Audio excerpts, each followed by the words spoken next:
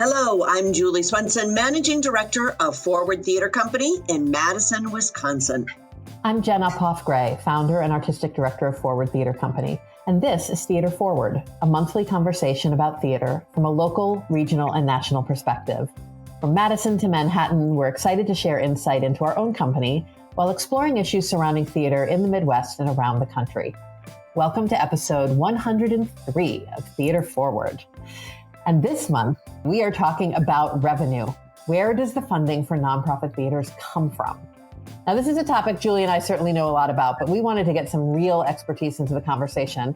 So joining us for this episode is Forward's Director of Development, Sarah Milestone. Welcome, Sarah. Hi, everybody. It's so nice to be here.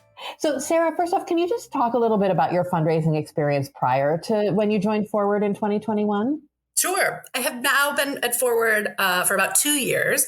And before that, I was doing some consulting locally and regionally with nonprofits.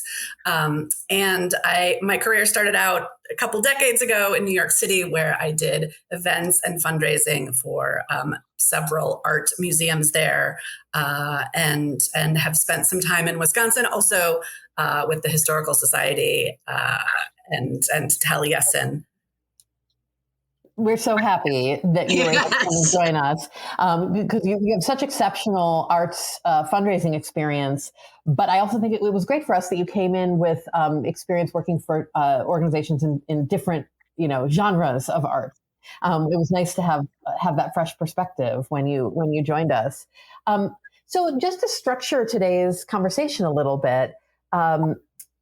The revenues that we bring in as a nonprofit, we'll be using Forward as an example for a bunch, but I think most companies fit reasonably closely overlapping into the same categories of funding. We have the amount of money that we need to spend to do the work that we do on stage and off. And then there are different places or different buckets, if you will, that the money comes from. And so obviously the largest one for most organizations is ticket sales. We do shows and we sell tickets to them, to both subscribers and single ticket buyers. Forward, pretty historically, has been at about 50% of our revenues coming from ticket sales. And I think that's, I would say that's kind of like an average healthy number for a nonprofit arts group. There are handfuls of theaters that have a higher percentage coming from ticket sales. There are quite a few that are lower. I think of this as being kind of on the good side of average in terms of where that revenue comes from. And I think that that's great. It's important to think about all of the things that we do as a nonprofit theater. We think of ourselves as a service organization. There's lots that we do beyond just putting on shows to impact our community, to support our community, the artists in it, the audiences. It's a sort of social good doing this work. Our goal, again, nonprofit, is not to make a whole bunch of money on it. This isn't Broadway. It's not commercial theater. But we do need the funds to put the work on. If you don't have the money, you can't do the plays. And I sometimes think it would be valuable if we could kind of reframe the way people think about ticket prices when they come see a show at a nonprofit arts organization. There's always conversations about ticket prices. Are they too high? Are they too low? Is there enough, accessibility? And obviously for most organizations, certainly for us, that's a priority. But I wonder if when people come to see a show, if they think about the fact that they're essentially getting a subsidized ticket when they buy that ticket at the box office. We're covering 50% of our costs with ticket sales. So someone who buys a ticket is essentially getting a 50% discount because we have gone and raised the other money that we need from other resources. And there's nothing wrong with that. Like that, again, nonprofit accessibility, all of that's really important. But I sometimes think it's valuable. And I wish that everybody who bought a ticket kind of thought about that they can buy the ticket for the price they pay because other sources subsidize the work that we do. Yeah, I think it's really one of the strongest parts of our story is that we have this almost 50-50 split. It's changed slightly over time, and especially over the last 2 years. But I think the fact that we do have half charitable contributions, half earned income. That's a really solid point. And it is, and we'll see it as we talk through these different sort of funding sources. It is a lot of people that give at very reasonable levels that allows us to do what we do. And that in doing that, your vote kind of in support of Forward is buying the ticket. And we are grateful for everyone that does that. Mm-hmm. Julie, so when we think about different buckets, one bucket is foundation support. You apply to get a grant from foundations, and they're all different sizes and scales. Talk a little bit about what foundation grants look like for a theater like ours. Yeah, well, in Madison, we have some family foundations and local foundations that certainly have been supportive of the arts across the board. There are not a tremendous amount of them. Coming from Milwaukee, there are more family foundations. It's a larger city. And that's a pocket that I think can grow here in Madison. Right now, it's limited. We are lucky enough that there are also national foundations, and I think specifically about Schubert Foundation, who has historically, consistently supported the performing arts. And what we're seeing, and we'll talk a little bit about corporate as well, is some foundations are changing their focus, leaving the performing arts and looking at more health and human services and things like that. But Schubert, I want to be very clear how valuable they are, that they have consistently said, we support the performing arts and we will continue to do that. And that's been a game changer for a lot of the performing arts in the United States. Yeah. And Schubert's theater specific. They fund theater. Right. And the beautiful thing about Schubert is that they are so consistent with their investments, with their mission. And so that, and supportive of the field. And so it's something that you can really depend on. And it is, it is that consistency is so valuable because they're not in the business of sort of redefining and shifting what their priorities are. Right. I think it's valuable to think about the fact that when it comes to foundations, there's a wide variety of difference in, first of all, the size of grants that you might get from a foundation. And there's a wide variety of the amount of work that it can take to apply for those grants. Yeah. So, with any fundraising effort in any of the buckets that we're going to be talking about, you have to do some calculation. How much work does it take to request this money? Yep. What are the odds that you will get some money? And how much money are you likely to get if you do get some? And does that appropriately align with the amount of work that you have to do? And especially for smaller organizations without a giant department of development staff. I'm looking at our development department right here on the screen. Right. Sarah, yeah, hi. Exactly. Every organization has to do some capacity analysis of, can we even afford to fundraise for that money?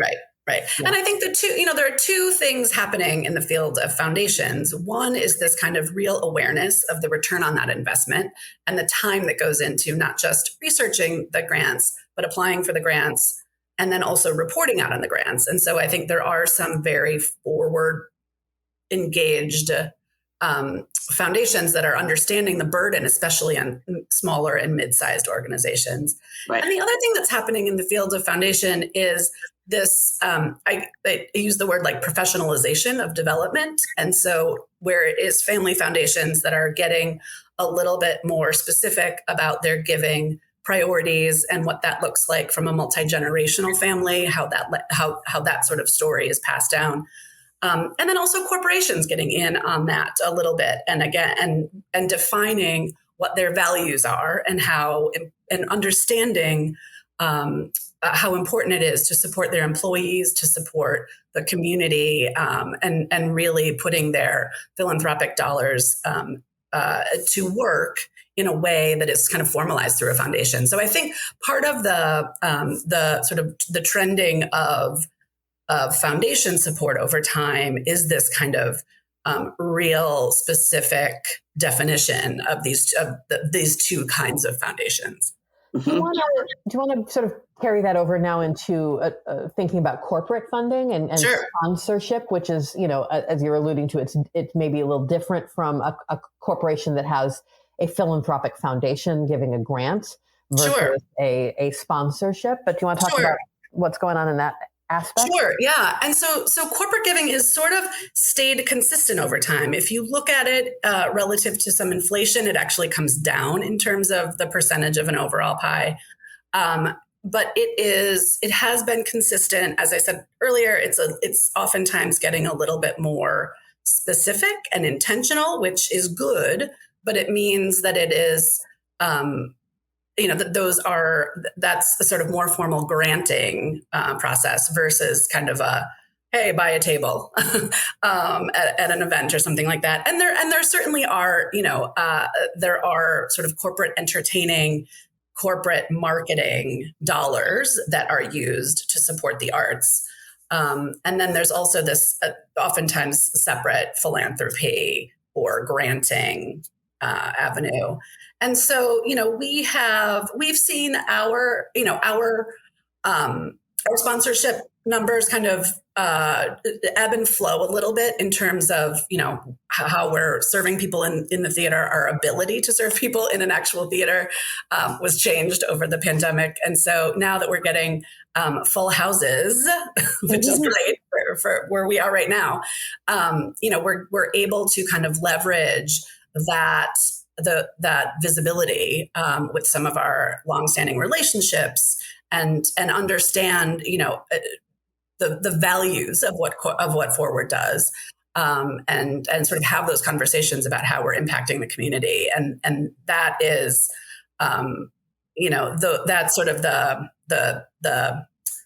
I don't know, secret sauce in terms of corporate giving is understanding that it's a funny combination of the relationships and the impact and the marketing visibility as well as the sort of the sort of values that we put out as partners in the community. Yeah. One of the things I should have said at the very beginning, which I think is something to consider, is that when we talk about foundations or corporations, and we'll get into grants, the challenge of all of this is to figure out for each individual foundation, for each individual corporation, what are their needs? What are their goals? How can we help? How can we work together? And none of this is a template of please give us money. It's really being strategic on what is it that this corporation, what are their goals, what are their priorities in the community, and how then can we help them achieve those goals? Yeah. And that's really the challenge of all of this, because it's different for every corporation, every company, every foundation we approach. Yeah. Jen alluded earlier to the fact that we have a one-person, small-ish development team. And so it really becomes important to look at all of these different income possibilities and prioritize where to spend our resources, where to spend our energies. That are mission focused, that advance what we do in the community. And I think all of these different avenues are possibilities. None of them are exclusively transactional. Any kind of fundraising is leveraging relationships. And so, looking, in Madison, we have a very generous and a very small-ish community relative to, say New York, where I've also worked. And so you get to really know people, and you get to then understand if someone is committed to the theater, it is, it almost doesn't matter if they're able to give individually, if they're able to give through a family foundation or their company best case scenario, all of them. And so, it really, it's all about relationships, and it's all about really listening in the community and making sure that we're communicating our impact and supporting the creative culture of our town. Yeah. So when thinking about our town and our community leads me to another bucket of potential support. Does it lead you to Thornton Wilder? A little bit. Right. And that's government support, right? Yeah. Whether it's at the federal, state, county, city level, right? And contextualizing that, if you go to the UK, to Europe, most of those countries have at the national level a pretty decent respect for and investment in the importance of the arts to healthy communities, healthy citizenry. The percentage of the U.S. federal budget that goes to support the arts is not comparable. It's itty bitty. It's frustrating for those of us in the field that every time we're in another budget cycle, the fractional amount that does support, say, the National Endowment for the Arts is on the chopping block every single time. And you have to fight to keep that tiny, tiny little bit. But when you're thinking about a company the size of Forward, so yes, there are at the federal level those NEA grants. Those are very scarce. It's a big process to apply for them. We've gotten one at Forward. Mm-hmm. We've applied for one other that we didn't get. I think that's probably pretty typical. It's not the kind of thing you're going to get on a regular basis, right? It's a real small bucket that they give away. Yeah. I mean, I think it's shocking. And it is one of those grants that is hugely labor intensive to submit and yet, and really competitive. And it's modest what they're able to give out. Right. So then you go and you think about the state level. I think I've spoken about this probably multiple times in past episodes of this podcast. Our state of Wisconsin is pretty disgraceful when it comes to supporting the arts. The most recent hard numbers we have are for 2022. In 2022, Wisconsin was 50th in the nation in terms of per capita support for the arts. It was about 14 cents per capita that the state was granting out in support of the arts. Our neighbors to the west in Minnesota were number one. They were at $8.23 per capita, which is more than 14 cents.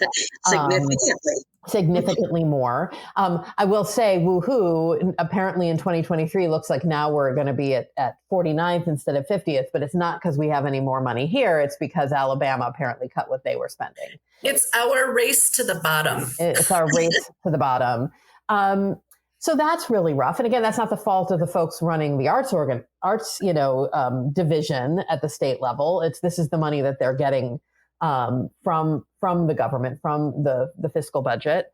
It is frustrating because the revenues generated for the state by the arts organizations here in Wisconsin vastly eclipse the revenues that come back to arts organizations. So I think it's just under 400 million is the number statewide that's coming out, but it's the impact. Yeah, significant. Yeah. In any event, arts are subsidizing the state. The state is not subsidizing the arts, and that needs to be really clearly understood. But that trickles down as well, and that has changed a lot. Wisconsin didn't used to be this low. It's, again, not just that we're not keeping up with inflation, but inflation's going up and the amount of funding that's coming is going down and down. And that is the same at the county level. That is same at the city level. Forward's budget is in the neighborhood of 1.6 million this year. It's maybe 1% of our operating budget comes from government support combined at all of the levels, federal, state, county, city. When you talk about what we were saying earlier, the amount of work that goes into applying for a grant, this is an area that I get particularly frustrated by, because we all know anything that involves the government comes with red tape. I understand why that is, but the amount of work that a nonprofit and maybe it's a volunteer nonprofit, a community theater can apply for one of these grants and they don't even have a paid staff, right? The amount of work that goes into applying for government funding relative to the amount of funding that you might get if you're successful even in getting a grant. It's so out of balance that honestly, the process is getting to the point of being harmful, I would argue, to nonprofits, because the amount of work you have to put into maybe getting an itty bitty amount of money, it makes no sense. It's surprising that there are some agencies in the state of Wisconsin that have recognized that the return on investment is low. Let's make this a little bit less cumbersome to apply for this. And I'm thinking specifically about Wisconsin Arts Board that has an every other year. One year you've got kind of an elaborate grant, very specific, lots of collateral materials. And then the alternate year is much less. They have recognized that. That is not true of other agencies in this state. And it does become, and it feels terrible to say, we might not even apply for that because it's not worth it. But I would love to continue to apply, and I would love for the people running those agencies to recognize if at the end of the day you are going to give Forward Theater $1,700, the grant process should be reflective of the amount of money. Right. 1,000,000%. And I also think too, that we're seeing, to look at Madison, right? We are an area, we were just designated as one of 30 tech hubs in the country. We are attracting new and young people to this community. It is our assets, right? We are often cited as having great access to music and theater and culture. And yet, it's really, there are so many needs within our community: housing instability, food. There are so many great social services. But in terms of the value that arts and culture present and in the community, I think that the quality of life is so improved by these resources, and so it's heartbreaking to see even locally when those things aren't valued. I mean, we talk all the time about the a budget is a statement of values, and I think certainly for Forward that is true. And so you want to make sure that people support and show up where they need to. So, Sarah, talk about really one of the biggest buckets for us, aside from ticket sales, which is individual giving. Sure. And how that has really carried us through. With the declining and complications of the revenues that we see in the foundation, corporate, and government. Sure, people, right? I mean, that's what we do. That's all that we do, really. If you had to come right down to it, we have some really, as I said earlier, we have some great supporters in our communities, subscribers, many people that give. In addition to their subscribing, individual giving is traditionally 60% of a fundraising budget. It is solid. These are people that you have strong relationships with. There are people that have specific interests aside from general operating support, so that you can have really meaningful conversations about advancing and developing the organization.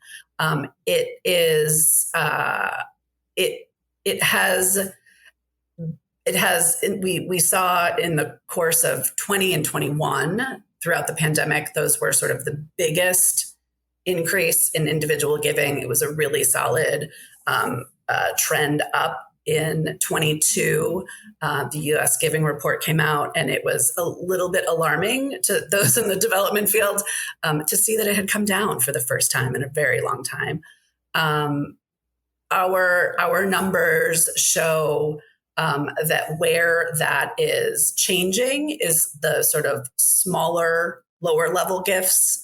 And that what we are finding that the people that are our sort of biggest champions and have the resources have stepped up to fill some of that gap. And so we do find that there are on the sort of middle to high end, middle to major donors, those gifts are increasing, and there is some capacity, and it's on the sort of the smaller gift that we're seeing a little bit of fluctuation in. So another way, this is sort of like a sub bucket, maybe, but another aspect of raising money from individuals is fundraising events. Right. The most expensive way to make money. That's right. Yeah. Right. So we do. I mean, so at Forward, we do have two events in the year. One happens sort of over the winter in February, March, and that's a community-based game night. And we sort of go out into the community. It's fun. It's a way to get people together kind of in a gap of the season. And then we have one major fundraising event that has had a couple of different iterations since things changed for the pandemic. We have kind of redefined that as a one big coming together. This year we'll celebrate our 15th anniversary. It is a way to build enthusiasm, to build community among our people. It's a way to celebrate some of the champions in our community, those who have been with us and have made a great impact in what we do. And the events touch on everything. We oftentimes do a performance. We have individuals that show up and buy tables and host friends and family. We have corporate partners that can buy tables and entertain and celebrate their engagement with the organization. But there's a lot that goes into it. And it really is, especially for a small organization, and I think what we're seeing kind of across the industry and the sector is that people are watching dollars, right? And so that's something that Forward has always been so good about, right? The fiscal responsibility is true here. And it is, you want to sort of take pause and think, is this the best way to be making money? In sort of measuring the outcomes of the event. Did I hit on what we wanted to with that? Is there? Yeah. I would add, certainly, yes, it's an expensive way to raise money. Yeah. There are tremendous amount of event expenses. Yeah. But there's also value. It certainly to raise money. But there's also other aspects of events that I think are less financially based and more about the community. And I don't know if you agree with that, Sarah. And I know that you and I have talked about this term fundraising. And it was like a couple weeks ago, you said, doesn't exist. Doesn't exist. We should have friends. We should have friends. But yeah. But talk a little bit about that. And what, and your sort of pushback on this fundraising aspect. Yeah, well, I think, So I think, I believe that it is right. So, I'm a fundraiser. My goal is measured by, reaching a certain dollar amount. So, I'm very specific about that. I am a fundraiser through and through. I need to know the purpose before we go ahead and just do something for fun. In my regular life, I love fun, maybe more than most. But when it's work related, I really want to know what is the goal. And so I think with those fundraisers, it gets a little bit gray. It gets a little bit like you're kind of in the middle, right? And unless you're able to be really clear, say a board member hosts a dinner in their home, and the expectation is that someone makes a gift of X amount. It depends on the scale of everything. And so it makes everyone in that room uncomfortable if you don't say that. And so, someone can graciously opt out of that, or you can say like, hey, I know that you give in other ways. we want you at this dinner. We're not expecting a gift. There are exceptions to be made, but I think that, it is our responsibility to communicate our needs and then also what the value is that we put in the world. Yeah. I didn't ask that question to set you up. I asked it to show how strategic you are at this. And how lucky we are to have you at Forward, because you are strategic, and you've made me think about what we do and these different buckets of potential money and the best way to go after them. Yeah. And you're fantastic at that. Well, it's such a pleasure. I honestly, I've been here for 2 years, and it's such a pleasure. And I think what's so interesting for me, right, is that I was consulting for these small shops, having worked myself at really big art museums in New York, right? Big teams, 35 people in a development department, where everyone was very specialized. I love how nimble we are here. I love that everybody wears multiple hats. And I see, development is, there is no development without great programming. And so, to be so close to the programming is really a treat and a pleasure. And we're all delighted when we can share a look behind the curtain here. Yeah.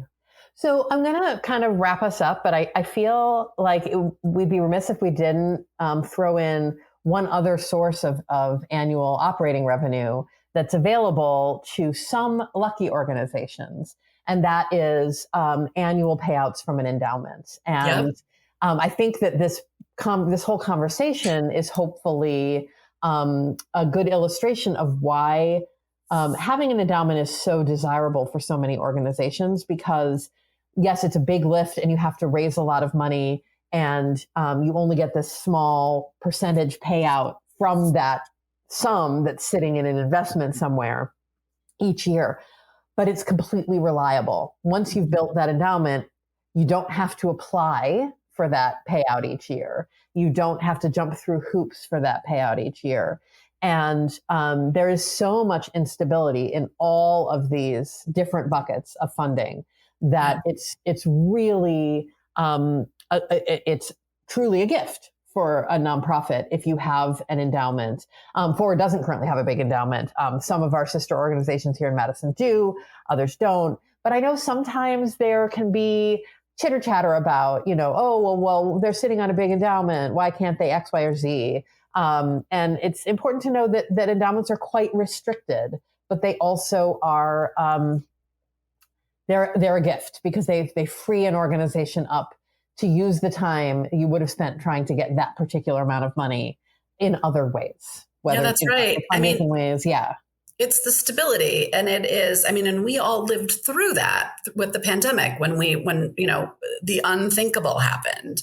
Yeah. And you really understand the value of having that solid foundation so that you can make choices from a position of power and not sort of scrambling to think of what's the next week, what is the next day. Well, we were all doing that in our lives, but that sort of, investment payout and endowment funding is really valuable, especially to a small organization where, there's such a small margin for error, right?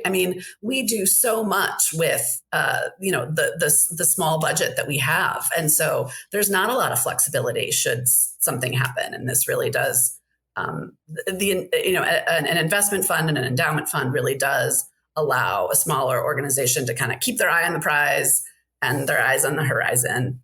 Yeah. So as I wrap us up, I'm going to, first of all, say how deeply grateful we are to every individual and organization that contributes to our work in any of these budgets, and frankly, who contributes to the work of any arts organization anywhere. Yeah. Because not everybody listening to this is a part of our local Madison arts community, wherever you are, express your gratitude to the folks who support the local arts in any of these ways. It's so meaningful. And I will also just say we've tried to do a kind of overview of what fundraising is looking like right now. But if you've got questions, more specific questions, I hope that you will reach out to Theater Forward with a comment on social media or an email. We would really we'd love to hear your deeper questions. And there's so much to unpack. I mean, we did just an overview, and I think we could do a session on each of these topics because there really is so much to unpack. Correct. So thanks for the chance. But for now, we will say that is it for this episode of Theater Forward, a conversation about theater in Wisconsin, the Midwest, and America. I'm Jenna Poff-Gray. And I'm Julie Swenson. Our podcast is produced by Scott Hayden, and you can follow us or share your thoughts or questions on Facebook at Theater Forward, as always spelled with an ER. If you enjoy this podcast, don't forget to subscribe to us wherever you get your podcasts. And please leave a comment. We'd love to hear from you. And Sarah Milestone, it was awfully nice to have you here with us today. Agreed. Thanks. We're so grateful to have you all listening, and we will be back soon for another Theater Forward conversation.